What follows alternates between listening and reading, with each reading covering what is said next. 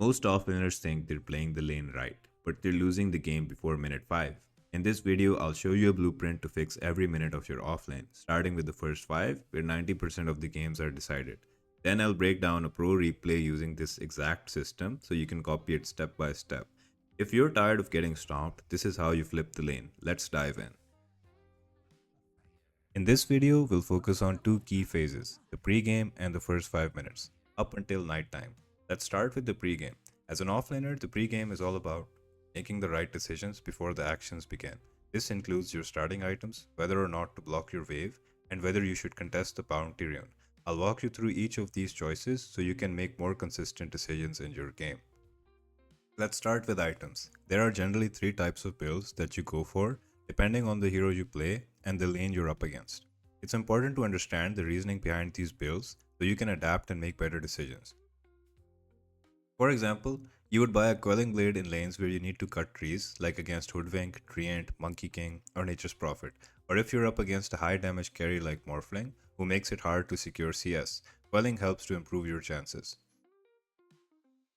You might have seen pros sometimes skip tangos depending on the matchup. If the enemy position 5 has a lot of spamming spells like Chikiro, Warlock, Undying, Ancient Apparition, Ringmaster, they can chip away at your HP or zone you out completely. In such cases, tangos are a must. Also, factor in your own position 4. If your position 4 is strong in the lane and can pressure the enemy 5, you might not need much regen. But if it's a weak laner or someone who can take time to scale, like Pudge, Riki, Terrorblade, Bounty Hunter on pause 4, you'll need more sustain to survive the early waves. It's very important to understand item builds and their purpose. In spell heavy lanes, go for Magic Wand plus 3 branches. If you have a weak position 4, consider a stat build like a Gauntlet, a Circlet, a small stick with branches, and tangos. In some matchups, you might want to skip Wand entirely and go for more stats, especially if you can dominate the lane. This usually depends on whether you and your position 4 form a strong combo. For example, Enigma plus Tusk, Dawnbreaker plus Tusk could be anything that is a good combo. Double bracers are great when you want to bully, especially against heroes like Anti-Mage who can't trade well. But remember, don't build bracers into an Ursa, a Monkey King, a Lifestealer, or a Slark. They will win trades regardless of your HP. Always think in terms of matchups. Always evaluate why an item is bought. Don't copy blindly. If you understand the reasoning, you can start questioning pro builds and make more creative and adaptive decisions yourself. Offlane is one of the most creative roles, and you should lean into that creativity. Now let's talk about the two remaining aspects of pre-game, blocking the wave and contesting bounty runes. Many people autopilot into standing on a rune. Unless your team smokes and commits, don't overextend. In most pub games, you should stand on the rune closest to your lane and prioritize getting back to the block. Your block can make a bad lane playable. Offlane is called the hard lane because creeps meet closer to the enemy tower, making it easy for them to trade safely. Your goal is to reverse this and pull the wave closer to your tower. That is why blocking matters. Now there are different types of block. Do this if you have a strong lane combo and want to contest early creeps. This makes the wave push into your tower, but you start with a slight disadvantage since your creep dies early. This means that the enemy has more creeps and they can trade much better on the first wave, but it pushes the wave into you much faster. Ideal in extremely tough matchups. For example, if you have 2 melee heroes versus 2 range heroes, you might not be able to play the first couple of waves. So blocking the enemy waves puts your wave into the enemy tower, thus pushing the first wave into you. Use blocking creatively to manipulate lane position in your favor.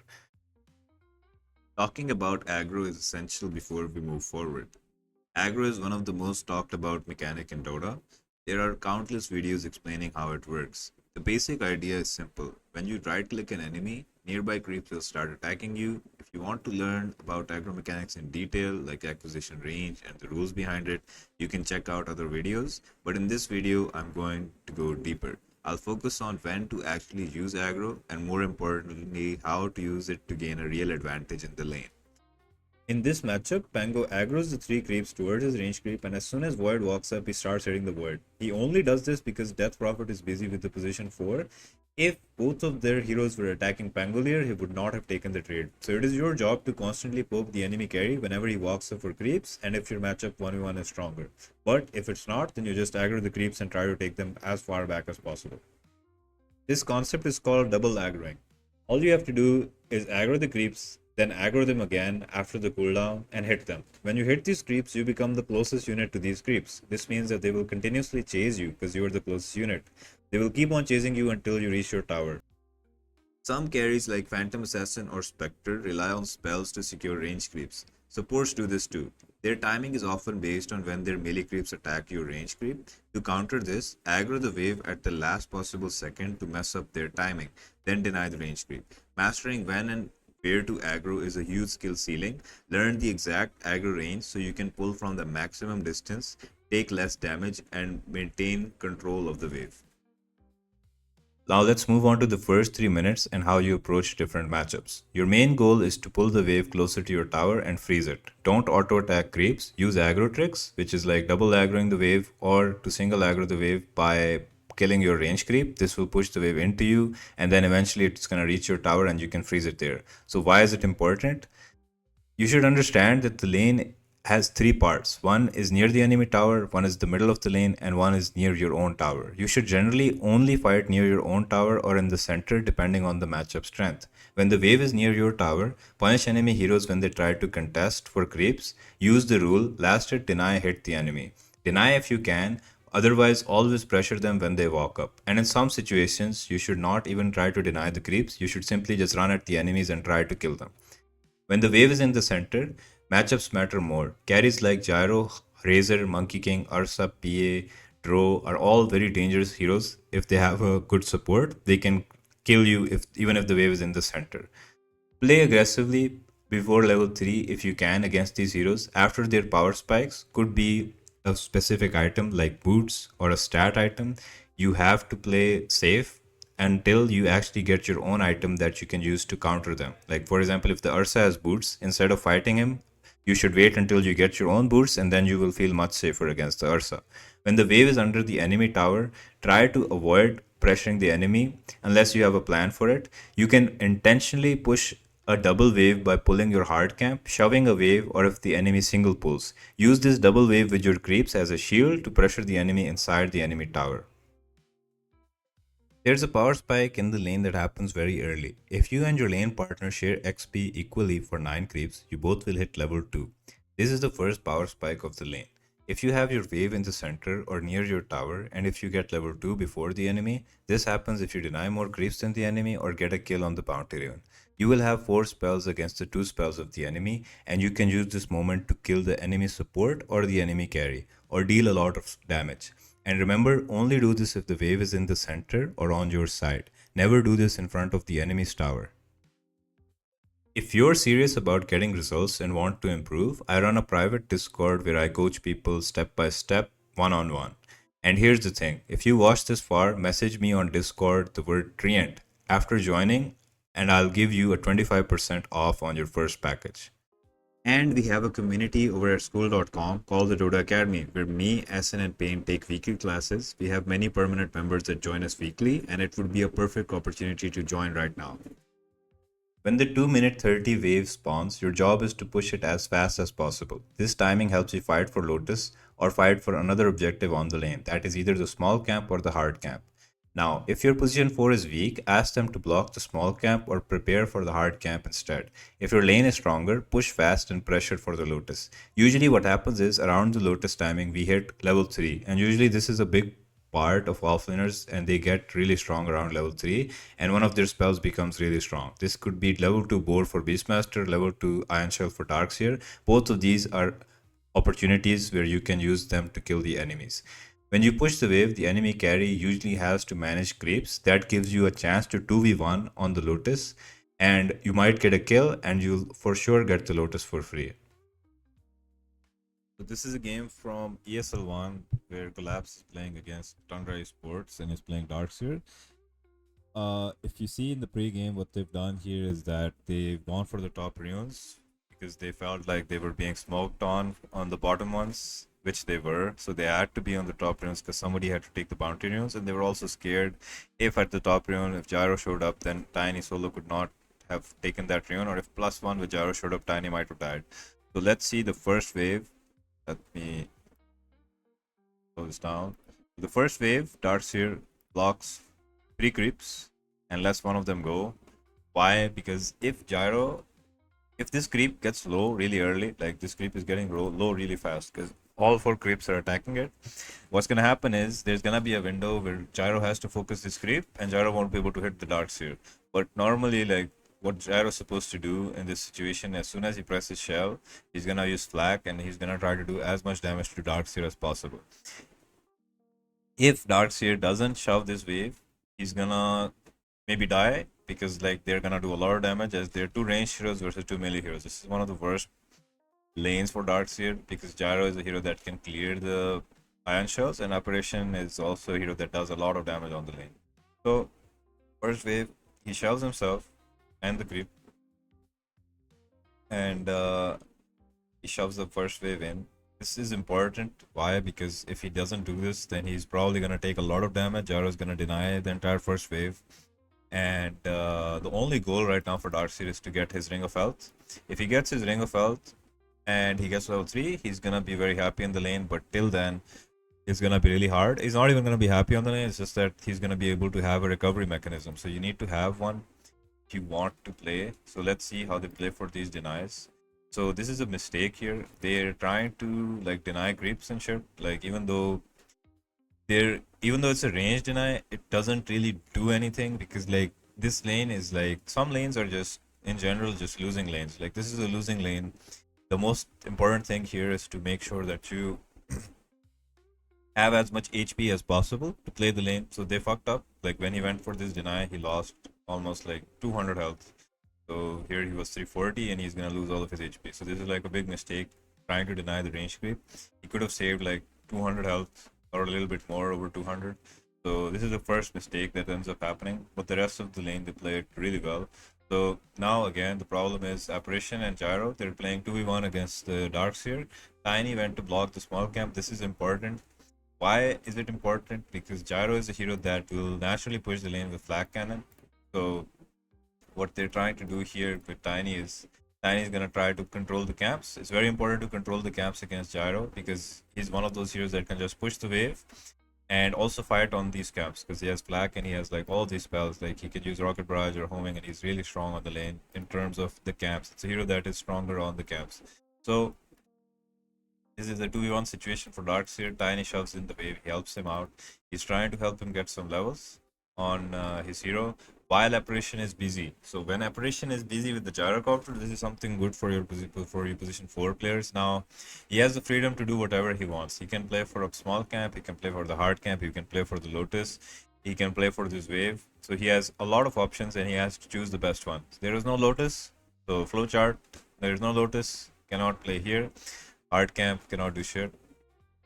Small camp cannot do anything because like it's already blocked. So that's the last thing to do. And he's gonna go up. He's gonna try to pull the wave. Pulling the wave. It's very important to pull the wave here because Apparition was busy with Darkseer, so it gives them the freedom to choose between a wave. But Apparition does a really cool thing where he drags the creeps. He's gonna try to drag them in some middle ground. So let's see. Tiny drags the creeps over here. Next wave is coming. Tiny drags the wave down. Apparition loses the wave. And Gyro's gonna probably join it here. No, he's gonna pull it back. Alright. So Tiny a bit unsuccessful. 2 of the creeps end up going here. But now it's a 1v1 between the Tiny. So Darkseer has some freedom. He had to use up all of his regen though for the 2v1 situation. Tiny helping to bring the creeps back a little bit. And again, Flak Cannon powered by Gyro because there's way too many creeps. This is something that they've done in the start where they've shoved in the wave continuously. And Gyro hasn't been able to freely hit the Darkseer in this lane, which is something very important. If that happens, then Darkseer cannot play this lane. So a very good approach where they're just shoving the wave non-stop. This is the first opportunity where they're able to do some damage. Apparition a bit out of position, but still very hard to do damage. But they find a small window. Why was this a window and not the other windows? Because like here Gyro was also low and Gyro was busy with the creeps. So when Gyro is busy with the creeps here, Apparition, like he can't really hit Darkseer. So Darkseer ends up doing a little bit of damage to the Apparition, and of course Gyro has already tanked a lot of damage on the waves here. So now it's 2 minutes 30. Lotus is coming, but Generally, like in the lane like this, double range versus double melee, it's very hard to control the Lotus. They do have a hero that shoves out the waves, and they can shove out the wave right now and go for Lotus. But if the Gyro and Apparition run at the Lotus, they have like 10 times more damage. Not 10 times, but like a lot more damage compared to the Tiny and the Darkseer. Also, it wouldn't be wise of them to fight here because they don't have enough damage until Darkseer is level 3. So since Tiny has been leeching some experience, Darkseer and Tiny have like the same experience right now. So none of them are gonna be level 3 for the Lotus, so they decide to give it up because it's better for the Darkseer right now to get his Ring of Health than anything else in the lane. So Darkseer waiting for creeps under tower. Again, a 1v1 here between these guys. He's just trying to block. Like, he's trying to control the camps, the small camp. A bit unfortunate because Gyro ran here. This is the only thing that a pos 4 can do right now. He doesn't want to leech experience because Darkseer was about to hit 3. And what he wants to do is try to control the small camp in some way. So this is the first. This is a really big move from Collapse. Now, finding an opportunity like this. So the thing is, Operation 1v1 with the Tiny. Darkseer 1v1 with the Gyrocopter. But the problem for Gyro is like there's a shelled creep and Darkseer is also shelled up. And he's in the center of the lane, or like he was here almost. This chase began here. So in the center of the lane, he can run at the Gyro and he can do some damage. It's very rare to find an opportunity like this, especially against like a range hero. But here, this is a very cool play from Collapse. He runs up and he tries to do as much damage as possible in this window. He's also gonna glyph the creeps on the last second to do just a little bit more damage. So what this does is now, even though this is called poking the enemy, now even though this lane is like hopeless in the sense that it's double melee versus double range, and like they have tremendous amounts of damage. Now, if there were a situation where Gyro actually fucks up, or like he's in the center, or like he's very close to the Tiny, Tiny can toss him back and they can get a kill in a very impossible sort of lane. So the point of showing you guys this replay is that even though in like such a hopeless or such a hard lane, Darkseer is able to get out like opportunities like this against the Gyro, and they're playing the lane so well. They haven't fed yet, and like they're playing it as good as possible. Apart from that one mistake in the start where they contested for that range creep, everything else seems to be flawless. So like now, if why is it important to lower this gyrocopter? Maybe at some point this guy can run top. Not right now, but like after the power ends, a couple minutes later or like a minute and a half later, he can run top and they might be low and he might be able to kill them. But the good thing is like for their Tundra Sports, like Apparition has like tangos and lotuses for the gyrocopter, but there could still be a scenario where Gyro fucks up, Tiny is able to toss him back, or whatever. So yeah. So first 4 or 5 minutes, they've survived the 5 minutes, and Darkseer has his Ring of Health. Now around this time, what Darkseer has like unlimited options. He can easily go jungle right now. He can jungle with this level 2 shell. Tiny can make moves on the rune with Ember. And like Bane can also walk mid. In games where you have Ember Spirit, you want to make sure that Ember has a good game in terms of the power runes. So now at around this time, I'm pretty sure both the supports should look into, or they might have already stacked some camps for the Darkseer, and Darkseer can sort of recover from there. Bane and Tiny should probably play on the runes. Why should they play on the runes? Because their supports are much stronger compared to Wind Ranger and Apparition. Why? Because they have more stuns, and when they have more stuns, they have more control on the waves. I mean the power runes. So, and Luna is pretty much fine because she's already like level 4. She's gonna be able to jungle anyways with the treads, and Darcy is gonna be able to jungle. So the only hero left to play with is the Ember. And from time to time, Darcy can pop up in these fights. So if he ever has wall, or if he ever can shell the Tiny or the Ember, he can give his impact. So now the whole point of showing you this is how important it is to have a decent first 5 minutes. First 5 minutes where you are guaranteed to have something that you can go jungle with, or something you can farm the lane creeps with. All right, so now the thing is, if this were a normal game and Darkseer died a bunch of times and this Gyro were like had like a fucking Crystallis or like a Falcon Blade or whatever, like the game would have been sort of over. Like this tower would have been dead on 5th siege, on the 5th minute siege creep, the star would have died. The game would have sort of broken up completely. So it's very important to have like a solid laning phase. Now this is a pro game, and like Gyro has played the lane really well. Apparition has done the same. He's brought in a lot of regen. Tiny has done a lot, but your job is to somehow mimic the way this guy has played in such a difficult lane. In this sort of lane, he's shoved the creeps. He's found solutions. He's found answers to this in solution in like problems where like it almost felt impossible like to do damage to the gyrocopter or to deny creeps or to approach creeps, but he always found a way to get some sort of creeps through understanding how to play a 1v1 and how to play a 2v1. In a 2v1, he was just running around the trees. As soon as he saw Apparition busy with the Tiny, he took this opportunity to drag the creeps back or to shove the wave in. When he shoved the wave in, Gyro had to play for a double wave, and then Apparition couldn't really help, or they couldn't really zone out the Darkseer as much, even though the wave was on their tower. It was always a double wave, and they weren't able to pressure the Darkseer. So the whole idea is like you just have like infinite solutions, and there's maybe like in your mind that like offlane is like a very four dependent sort of role, like the four position has to do a lot, even though the tiny did a lot. But if you only focus on what you can do as an offlaner and maybe try to communicate some things here and there, you can make the most out of like even these hard lanes. And I'm sure like up till like low immortal, if you lane really well, like in the first 5 minutes, you already have like a big opportunity or like a big advantage, sort of, where you can sort of snowball off of it. So it's important to make sure that you try your best regardless. So yeah, that's pretty much it for this video. I hope you enjoyed it, and if you'd like to see more of this, do let me know in the comments. Also, I'm gonna be continuing this, like I haven't talked about after the 5 minutes what happens or whatever. So yeah, guys, thank you. Go check out Dota Academy, go check out my Discord, and I'll see you next time. Bye bye.